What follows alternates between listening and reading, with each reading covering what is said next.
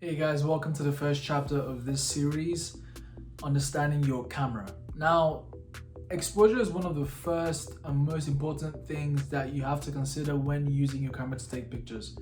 Exposure is literally how light or dark your image is, and you want to understand this so you can create images that you can easily manipulate and work on later.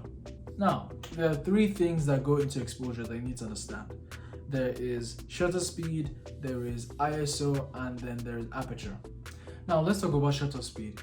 So shutter speed is the part of the camera that allows you to control the time that light is allowed to hit the center of the camera. This is where the images are captured. Now shutter speed is usually represented by numbers, so 1/500, 1/200, 1/2000.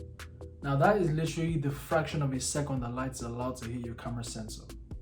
So let's say, for example, I put my camera, or I set my shutter speed to a second, right? That is literally a second worth of light that I'm letting hit my camera sensor. Now I'm going to demonstrate my camera. I'm going to show you what actually goes on inside. So I'm going to show you a slow shutter speed and I'm going to show you a high shutter speed. So I have my camera here and I'm going to set my shutter speed to 1/2000. I'm going to show you what it looks like inside. So this is the camera sensor. This is the camera sensor, and I'm going to shoot at 1/2000 so you can see how fast that is. All right. Now I'm also going to shoot at 1/6, and I'm going to show you how slow that is compared to 1/2000. I'm going to change my shutter speed to 1/6. Okay, and let's see how fast that is. All right, so you can see how slow that is compared to 1/2000. You can see how drastically different that is. And this affects your image, or the shutter speed affects your image in different ways.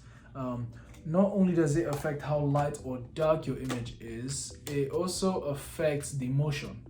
So for example, if I want to capture my friend walking or a dog walking in the streets, and I want to make sure that there's sharp in image and there's no blurriness or anything like that, I'm going to set my shutter speed to around 1/250 to 1/500, and this is going to keep them sharp in the image.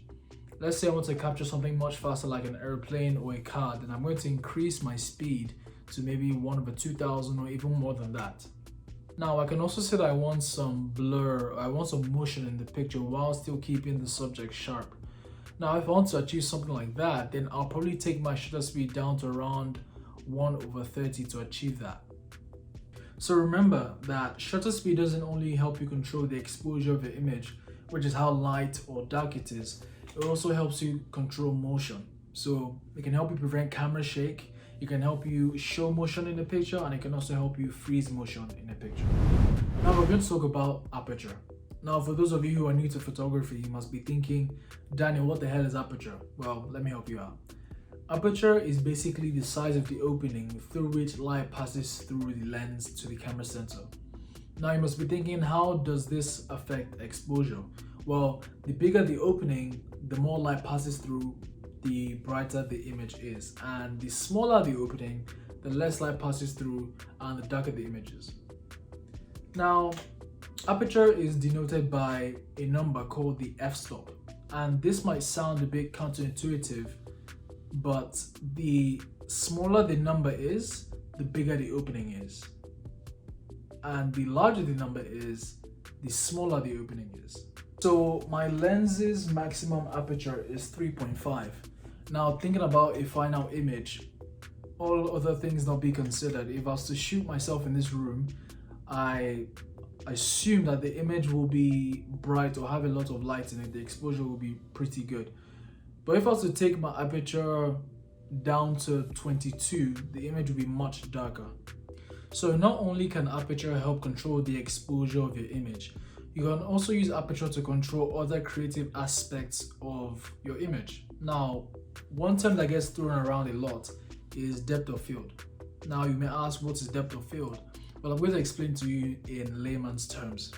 So depth of field is basically how blurry the background is beyond your subject. So let's say I'm shooting a friend and my friend is really sharp in the image and the background is blurry, or the background is sharp. Well, the degree of blurriness or sharpness is what we call depth of field. Now, if the background is extremely blurry, then we would say that that is a shallow depth of field.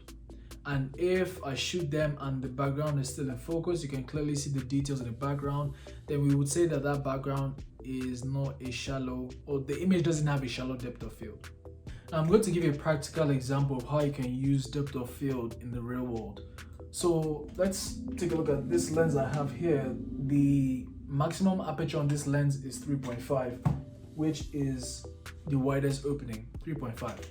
Now, if I want to show a friend and I really want to capture the emotion in their face, I really want to focus on them by blurring the background, then I'm going to shoot at 3.5, because this is the widest, this is the lowest f-stop, and this is the widest opening of the lens.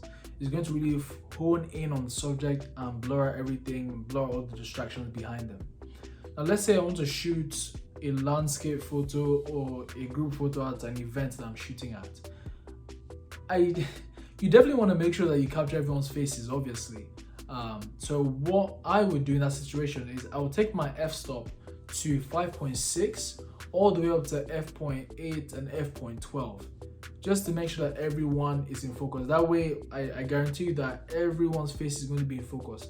Now, while you're doing this, you obviously want to adjust the numbers and check and make sure that the picture is good before snapping your shot. But from 5.6 to f12 is going to give you a good range where everyone is going to be in focus in the picture. Now, ISO is the last factor on the exposure triangle that we're going to talk about today. Now, this is one thing that you want to keep as low as possible, and I'll explain why. I usually call ISO the weapon of last resort, and I really hate messing with my ISO. So ISO is also depicted as a number from 100 in increments of 100. So 100, 200, 300, 400, 500 to 6400, or whatever your camera can take nowadays.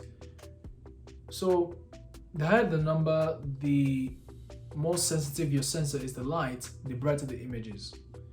The lower the number, the less sensitive your sensor is to light, the darker the image is.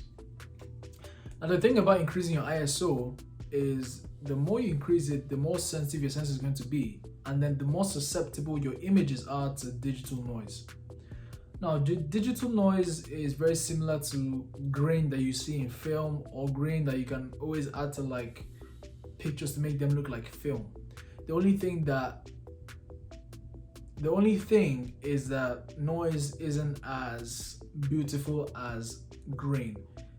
It's not monochromatic, it's not black and white, it's literally these little pixels of weird looking colors of like green and purple that fill out your image, and it makes your image look bad. You can definitely fix your image in Lightroom, but I think it's much better for you to avoid it outside when you're shooting instead of coming back to fix it. This is something I really struggled with when I started photography, because I didn't want to understand or try to understand the exposure triangle, the shutter speed, the aperture. I was just like, I'll just go in and shoot, I'll just move my ISO. And I was like, how can I have an expensive camera and then all my images are like grainy, they're not sharp, they're not clean like someone's iPhone or something. It was really annoying. But when I finally decided to learn the exposure triangle, then I stopped touching the ISO. I touched the ISO a bit less, and my images became much sharper. Now, this is not me telling you not to ever increase your ISO. Personally, I like to keep my ISO at 100, and then I just adjust the other aspects of the exposure triangle to try and adapt to the situation that I'm in. So let's say you're shooting a wedding reception in this nice Italian restaurant. It's not that bright.